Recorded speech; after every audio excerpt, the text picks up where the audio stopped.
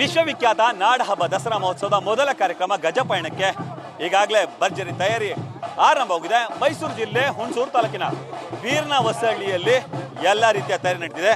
ಇನ್ನೇನೋ ಕೆಲವೇ ಕ್ಷಣಗಳಲ್ಲಿ ಗಜಪಯಣಕ್ಕೆ ವಿಶೇಷ ಪೂಜೆಯನ್ನು ಸಲ್ಲಿಸಲಾಗುತ್ತೆ. ಕ್ಯಾಪ್ಟನ್ ಅಭಿಮನ್ಯು ನೇತೃತ್ವದ ತಂಡಕ್ಕೆ ಆನೆ ಅರ್ಚಕ ಅಂತೇಳಿ ಖ್ಯಾತಿಯನ್ನು ಗಳಿಸಿರುವಂತಹ ಪ್ರಹ್ಲಾದ್ ರಾವ್ ಅವರ ನೇತೃತ್ವದಲ್ಲಿ ವಿಶೇಷ ಪೂಜೆಯನ್ನು ಸಲ್ಲಿಸಲಾಗ್ತಿದೆ. ನೀವು ದೃಶ್ಯದಲ್ಲಿ ಗಮನಿಸ್ತಿರ್ಬೋದು. ಸದ್ಯ ಈಗ ಕ್ಯಾಪ್ಟನ್ ಅಭಿಮನ್ಯು ಜೊತೆಗೆ ಕುಮ್ಕಿ ಆನೆಗಳಾಗಿ ಲಕ್ಷ್ಮಿ, ಕಾವೇರಿ ಹಾಗೂ ಅವರ ಜೊತೆಗೆ ಭೀಮಾ, ಕಂಜನ್, ಪ್ರಶಾಂತ ಹಾಗೂ ಮಹೇಂದ್ರ, ಏಕಲವ್ಯ ಮತ್ತು ಧನಂಜಯ ಈ ಆನೆಗಳಿಗೆ ಅಂದರೆ ಒಟ್ಟು 9 ಆನೆಗಳಿಗೆ ಈಗ ಮೊದಲ ಹಂತದಲ್ಲಿ ವಿಶೇಷ ಪೂಜೆಯನ್ನು ಸಲ್ಲಿಸಲಾಗ್ತಿದೆ.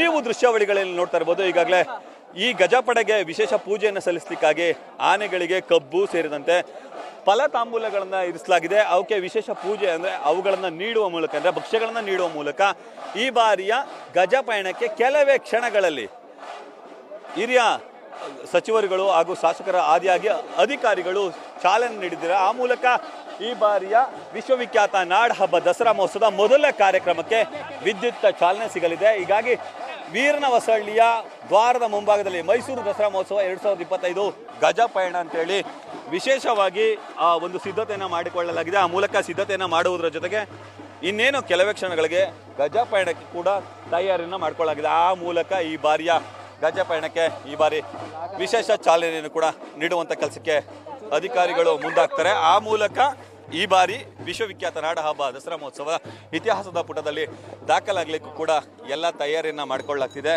ಈಗ ಆನೆ ಮಾವುತರಂತಹ ಪ್ರಹ್ಲಾದ್ ರಾವ್ ಅವರ ನೇತೃತ್ವದಲ್ಲಿ ವಿಶೇಷ ಪೂಜೆಯನ್ನು ಸಲ್ಲಿಸಲಾಗ್ತಿದೆ. ವಿಶೇಷ ಪೂಜೆಯನ್ನು ಸಲ್ಲಿಸುವುದರ ಮೂಲಕ ಈ ಬಾರಿಯ ಗಜಪಯಣಕ್ಕೆ ಅಧಿಕೃತ ಚಾಲನೆ ಸಿಗಲಿದೆ. ಕ್ಯಾಮ್ರಾಮನ್ ವಿನಯ್ ಜೊತೆ ರವಿ ಪಾಂಡವಪುರ, ನ್ಯೂಸ್ ಫಸ್ಟ್, ವೀರನ ಹೊಸಹಳ್ಳಿ, ಮೈಸೂರು.